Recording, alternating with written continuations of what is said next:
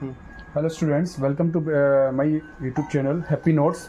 जैसा कि मैंने अपने फर्स्ट वीडियो क्लिप में क्लास 10th की हिस्ट्री को हमने स्टार्ट किया था, उसमें मैंने बोला था उसके पहले हम लोग एक रिकैपिचुलेशन लेते हैं क्लास 9th की, फ्रेंच रेवोल्यूशन क्लास 9th की यूनिट फर्स्ट का। तो उसी को मैं कवर कर रहा हूँ, फास्ट उसको कवर करते हैं बेटा। मैंने आपको बताया था क्लास फर्स्ट वीडियो मेरी क्लास 10th की सीरीज़ हिस्ट्री की फर्स्ट वीडियो क्लिप में कि क्या फ्रेंच रेवोल्यूशन था। अब उसके हम कॉजेस पढ़ रहे हैं, कवर कर रहे हैं कि क्या क्या कारण थे। तो मेनली देयर वेर 3 और 4 main causes were there. First is social cause. Social cause क्या था बेटा फ्रेंच रेवोल्यूशन समय, क्या फ्रेंच रेवोल्यूशन का सोशल कॉज था ये समझते फटाफट। In the late 18th century, 18th century के समय क्या प्रॉब्लम थी बेटा, फ्रांस की सोसाइटी को 3 स्टेट में डिवाइड करके रखा था। तो 3 स्टेट में फर्स्ट स्टेट क्लर्जी कहलाता था। क्लर्जी यानी people of church who offer their service in church, specially पादरी लोग जो पूजा पाठ करते थे वहाँ पर। सेकंड स्टेट यानी नोबल्स। क्लर्जी को हम लोग फादर्स भी कह सकते हैं, चर्च के फादर भी कह सकते हैं, नो प्रॉब्लम। सेकंड स्टेट में आता था नोबल्स। नोबल्स कौन होता है बेटा, किंग और किंग की फैमिली से जो लोग बिलोंग करते थे। अरिस्टोक्रेट फैमिली जो होती थी उन लोगों को किंग बोलते थे, किंग की फैमिली से बिलोंग करते थे उनको नोबल्स बोलते थे या अरिस्टोक्रेट पीपल बोलते थे उनको। थर्ड स्टेट के अंदर businessman, farmer, artisan, peasants, lawyers, ये सब आते थे बेटा। तो इसको फटाफट समझते हैं। सोशल कोर्स के अंदर एक तो सोसाइटी का बंटवारा जो हुआ था, इस सोसाइटी के बंटवारे के साथ सोशल इनइक्वालिटीज हुई थी। क्या इनइक्वालिटीज हुई थी हम आगे पढ़ेंगे। तो एक तो स्टेट सिस्टम था सोशल कोर्स में, और दूसरा था एब्सोल्यूटिज्म। एब्सोल्यूटिज्म का अर्थ क्या होता है बेटा, एब्सोल्यूटिज्म का अर्थ होता है कि जब किसी गवर्नमेंट के कोई एक ग्रुप के पास एक्स्ट्रा पावर होती है, एब्सोल्यूट पावर होती है डिसीजंस लेने की in the form of monarchy, वो मोनार्ची फैला जाता है तो उसको आप एब्सोल्यूटिज्म बोलते हैं ना। सिस्टम ऑफ गवर्नमेंट और group which can particulate it's power in other manner. Second cause में आते हैं हम लोग, पॉलिटिकल कॉज में आते हैं बेटा। पॉलिटिकल कॉज में क्या बहुत सारे कॉज थे। पहला पॉलिटिकल कॉज जो था मोनार्ची था। मोनार्ची का अर्थ होता है बेटा absence of law. Absence of law monarchy यानी किंग रूल था और एब्सेंस ऑफ लॉ था, इसको मोनार्ची बोलते हैं। इसके अंदर एरिस्टोक्रेट रूल्स भी था। एरिस्टोक्रेट रूल का ये होता है बेटा कि किंग का रूल था, किंग की फैमिली का रूल था। ऑटोक्रेटिक रूल था, इसी के साथ सोशल इनइक्वालिटी फैल रही थी। तो ये सारी पॉलिटिकल कॉज के अंदर आता था मोनार्ची यानी absence of law. King rule, king का रूल होना और किंग के द्वारा जो रूल्स एंड रेगुलेशन होता था वो कहीं ना कहीं मोनार्ची बताता था, है ना। और इसी को हम ऑटोक्रेटिक रूल भी बोलते थे। अब थर्ड जो कारण था, रीजन था, वो मैन रीजन था। ये रीजन क्या, इकोनॉमिकल कॉज था।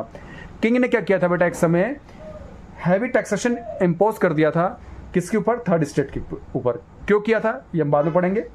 क्यों, इसके कारण क्या हुआ बेटा, टैक्स जब इंट्रोड्यूस किया थर्ड स्टेट के ऊपर तो as a result gap between rich and poor increased. Extravagant spendings, काफी खर्चा भी करता था किंग और किंग की फैमिली। ये लोग काफी खर्चा करते थे अपने महल के ऊपर, स्पेशली वर्सेल्स इनका महल का नाम था बेटा।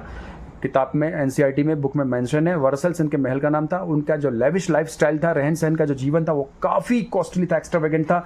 वो किंग जो लुई 16 उस समय थे, जो उनकी फैमिली थी, बॉर्बन डायनेस्टी जो फैमिली थी उनकी, बॉर्बन फैमिली थी, वो काफ़ी लेविश थी, काफ़ी स्ट्रेंथ थी। ठीक है बेटा।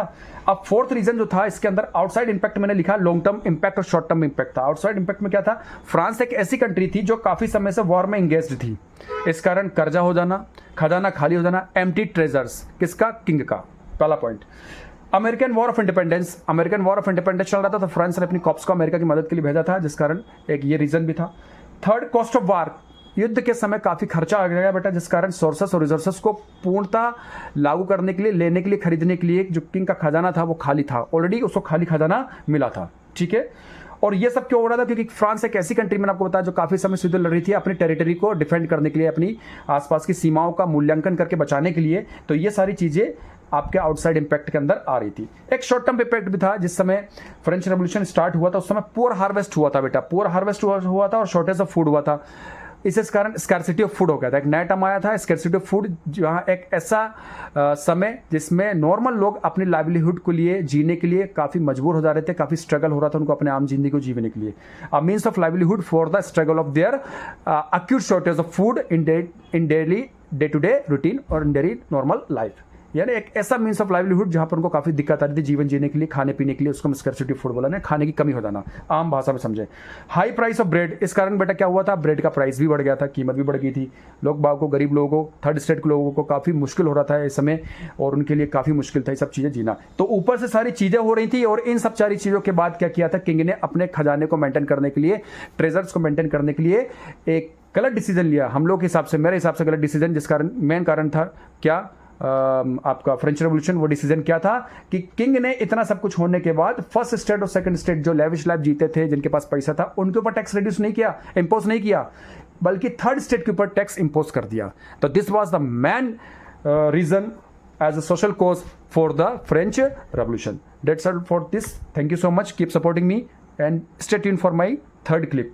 इसी के ऊपर मैं थर्ड क्लिप बनाऊंगा बेटा, जिससे आपको मदद होगी, और उस थर्ड क्लिप के अंदर हम जल्दी जल्दी इसको खत्म करेंगे ताकि हम अपने हिस्ट्री की फर्स्ट यूनिट पर आ सके। Thank you so much.